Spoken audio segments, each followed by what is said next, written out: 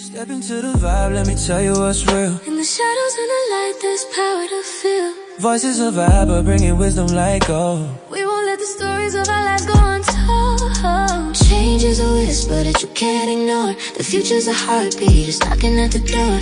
Every lesson learned, every truth that we find, with purpose in our steps and the world in our mind. We're standing on truth. Welcome back to Truth and Legacy, from survival to purpose. In the first episode, we talked about where it started, the streets, the survival, the journey that shaped everything. But today, we're going deeper. This episode is about things we don't say, the distance, the misunderstandings, the pressure of being a father and a son at the same time. This is not just a conversation. This is truth, accountability, and healing. There were times growing up where I felt distance between us, not physically, but emotionally. Did you feel that too? Not necessarily. I didn't feel that way, but you have to understand that when people grow up without a father in their life in the way that I did, a lot of the instinctual things that a person should do as a father tends to be left out. Maybe that is the reason why you might have felt that way. I believe that I did everything in my power to show you that I love you and I care about you.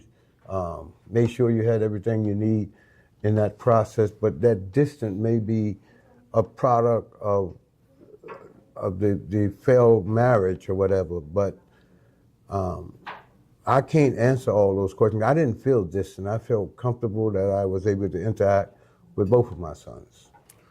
Do you think you were focused on surviving, or did you just not know how to connect differently?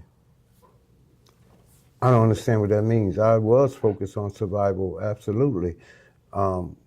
I was transitioning through a difficult time in my own life. So I'm not sure about your question, but I do focus on survival and to try to keep things going for my family. Somebody had to be focused on making sure, I had to be focused on making sure you guys had what y'all needed growing up. That goes to my point of growing up. I saw discipline, I saw strength, but I didn't always see love in the way that I understand it now. Do you think I understood you back then? I can't answer for you on that particular point, but when you really look at it, I did the best I could. I only had you guys on the weekends, and I made sure that we did a lot of activity together. You agree? Yes. So, again, maybe the absence of a father in my life may have contributed to me being less emotional or less fatherly than you would assume, but in my mind, I was doing my best under adverse circumstances. You got to realize that I was only getting you guys on the weekend, and most of the time when I came in town is because y'all either got in trouble or to deal with some trouble situations. Let's put it that way and leave that there. What were you trying to show me that I couldn't see at the time? Obviously, in my kid. I'll show you that as a man, you have to be strong. You have to be responsible, and as a man, you have to take care of your business and your family, provide the resources. I dealt with in an organization where most kids didn't even have a father at all, and I see the crumbling effect of that. So I try to teach you how to be responsible, how to work, earn a living. Those kinds of things I did by example, not by words. What do you think I misunderstood most about you?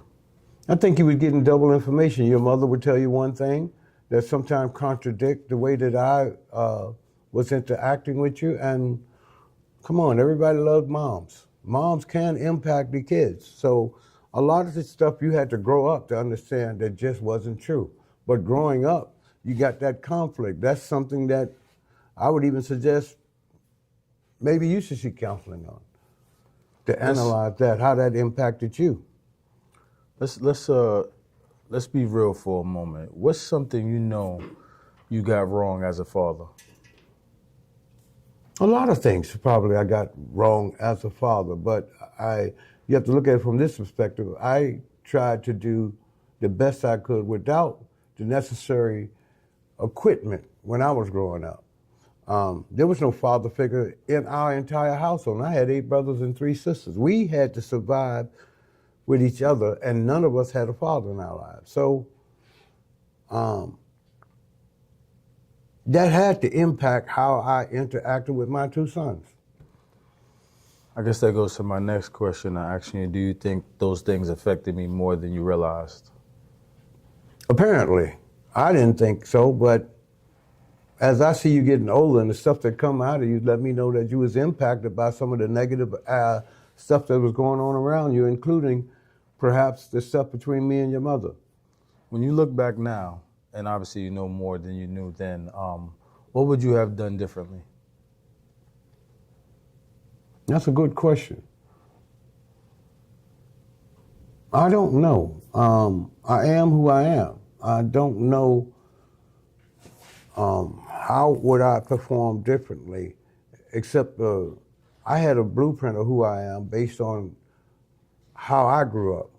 And I surely did try to make things different for your guys. You didn't have to go out and steal or break in stores because you didn't have food and things like that. I made sure you guys had all of that stuff.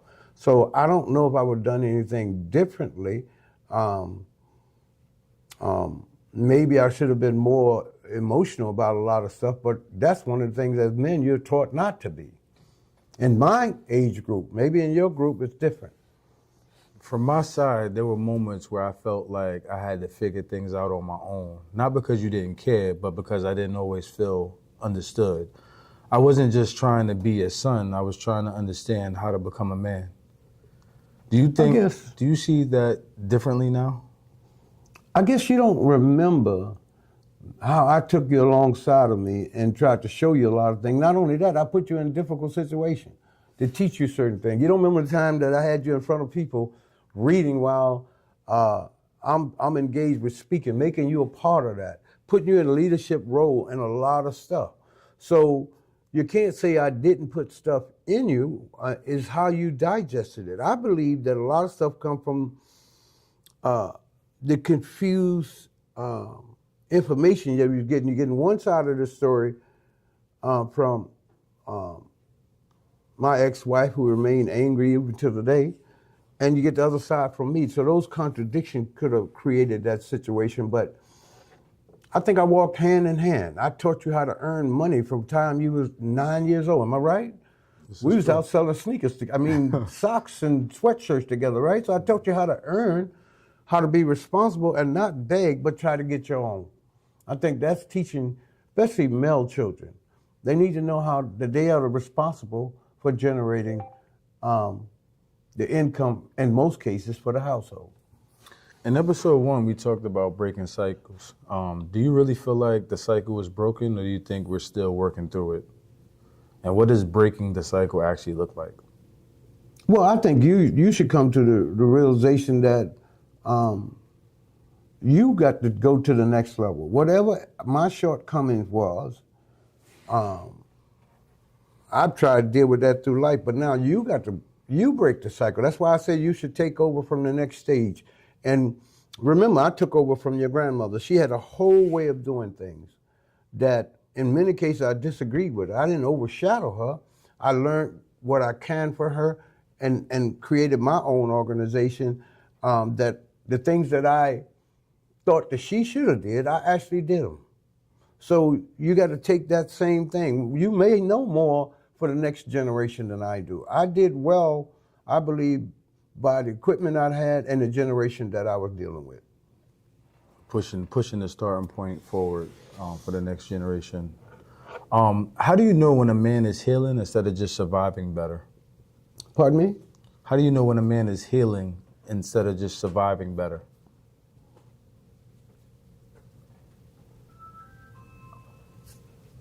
I don't know how to answer that question. I'm not a psychiatrist or a doctor. I know that when people are doing better, they show better, they act better, their disposition are better. But you asking me things that you should be asking a counselor, a therapist. That's his part. What-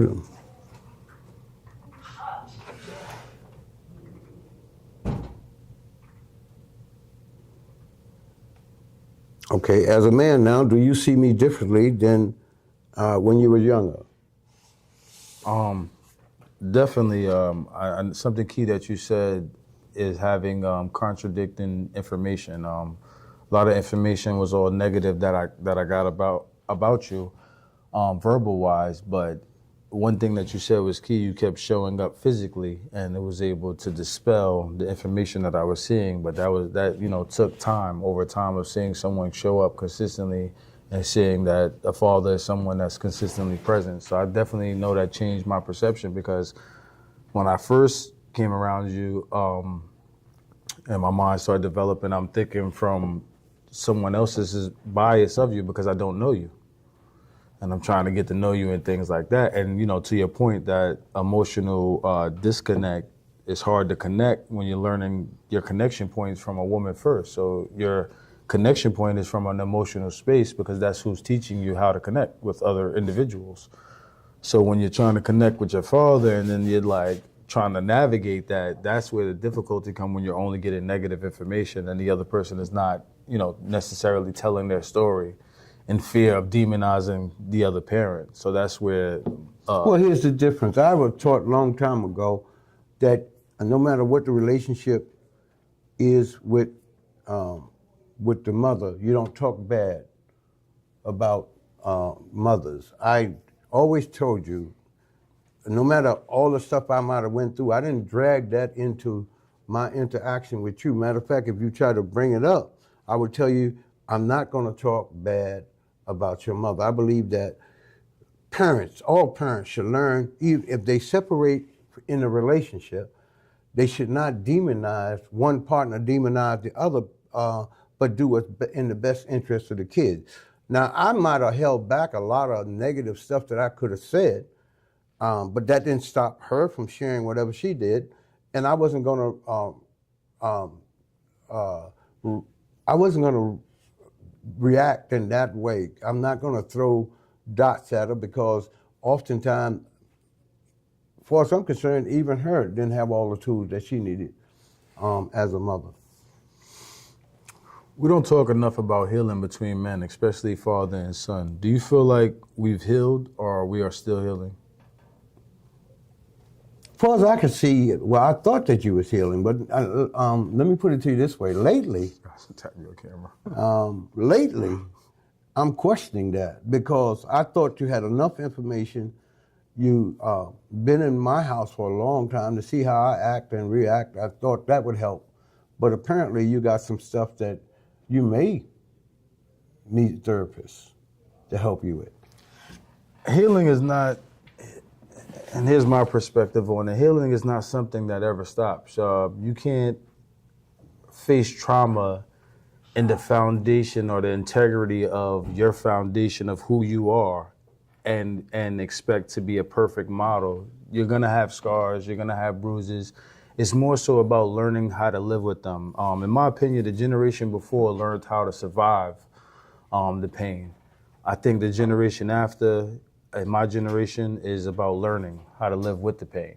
I want to say this to you.